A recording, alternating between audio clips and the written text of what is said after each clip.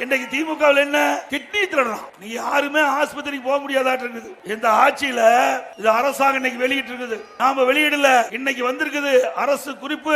இன்னைக்கு நாமக்கல் மாவட்டத்தில் கிட்னி திருடி இருக்கிறாங்க. அந்த திருட்டு கும்பலை பிடிப்பதற்கு அரசாங்கமே ஒரு IAS அதிகாரி, மருத்துவத்துறை சேர்ந்த அதிகாரி நியமிக்கப்பட்டு அவர்கள் போய் சோதனை நடத்துறாங்க. யாரு அதுல சம்பந்தப்பட்டிருக்காங்கன்னா திமுக கட்சிக்கு சொந்தமான தனலட்சுமி சீனிவாசன் மருத்துவமனை, பெரம்பலூர் மற்றும் தார் மருத்துவமனை திருச்சி ஆகிய மருத்துவமனைக்கு மனித உறுப்பு மாற்று அறுவை சிகிச்சை சட்டம் 1994 பிரிவு 16 உட்பிரிவு 2 படி சிறுநீரக மாற்று அறுவை சிகிச்சை மேற்கொள்ள வழங்கப்பட்ட உரிமை பொதுமக்கள் நலன் கருதி தற்காலிகமாக நிறுத்தி வைக்கப்பட்டது.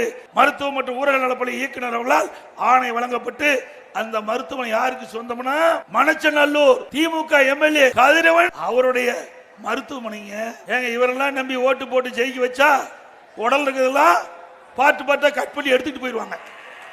திமுக அரசாங்கம் கொடுக்கப்பட்ட அறிக்கை நாம சொல்லல. இப்படிப்பட்ட ஆட்சி தேவையா?